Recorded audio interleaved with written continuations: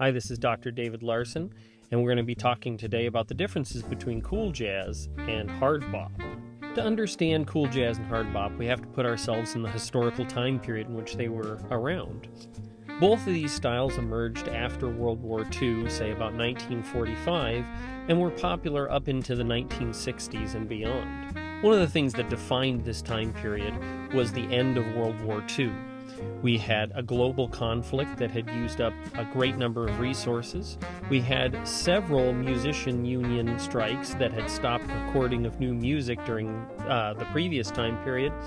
And we had a whole new generation of people who were looking for a different kind of entertainment. So let's take a quick second to try and define cool jazz and hard bop. Cool jazz music is typically defined as composed jazz. It has a lot of counterpoint, intricate harmonies, as well as great orchestration, and often ensemble playing rather than simply just a small group like a quintet or a quartet. Hard bop, on the other hand, is a more blues-based music. This was largely put forth by musicians who were trying to get back to the basics of simply improvising over tunes and not worrying quite so much about the compositional aspect of jazz. This is not to say that there aren't great composers in both camps or great improvisers. Dave Brubeck typically played in just a quartet or a trio throughout most of his career, and you have composers like Oliver Nelson who became absolutely famous for his magnificent orchestrations and fascinating compositions. One of the things that made this time period special was the introduction of the Montgomery GI Bill. And basically what this did was gave veterans of World War II the option to go to both trade school and traditional college to earn a degree so they could earn a better living.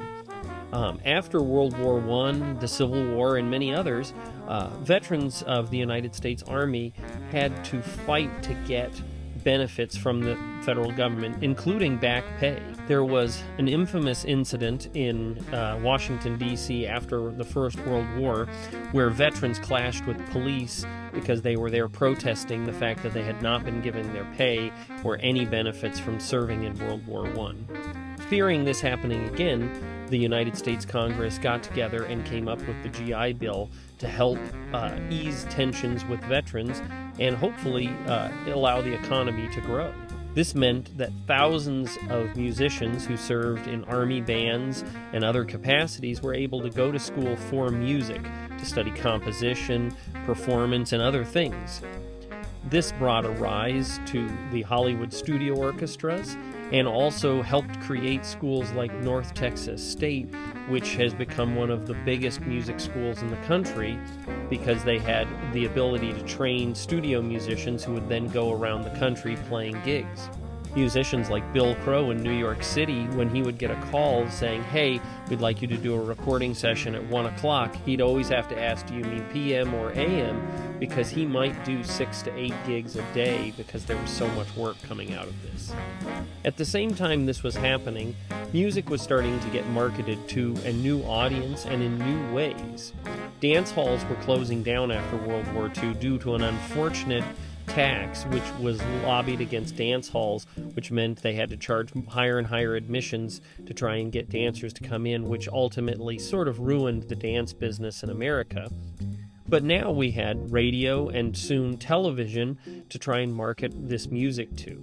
Because so many musicians were moving to LA to take advantage of studio jobs in Hollywood and other places, we started to get a growing number of excellent musicians, bands, and artists coming out of Los Angeles.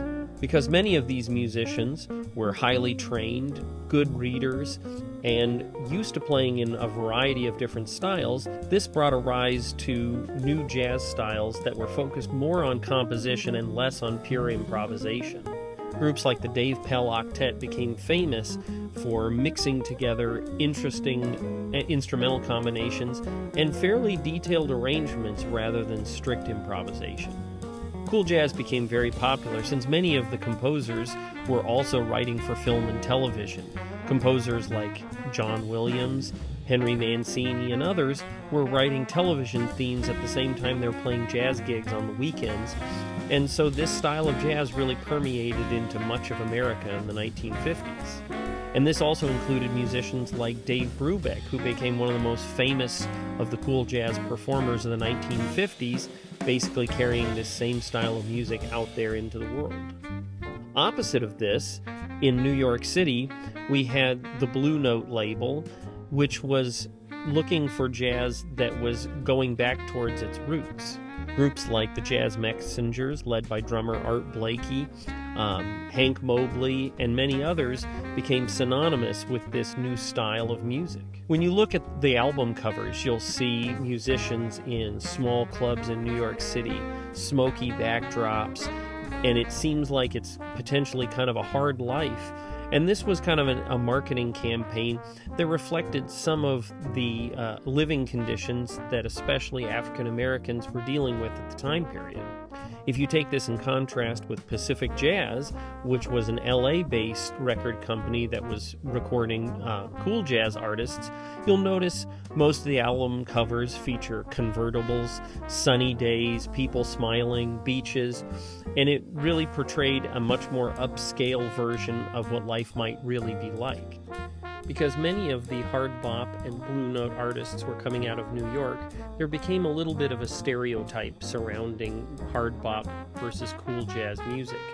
Most people associate hard bop musicians as being African American and from the East Coast, whereas a lot of people consider cool jazz artists to be white and come from LA. Now, this is basically a stereotype because there were all sorts of people in all sorts of places performing this music, but as a marketing tactic, both Pacific Jazz and Blue Note really leaned into this because it helped gain market share in the public, and it helped define their music so that their buying audiences would know what to expect. I hope you're enjoying these music history videos, and again, my name is Dr. David Larson from Spokane Falls Community College, and if you'd like to learn more, you can always sign up for my online jazz history course here at the college. Thank you so much.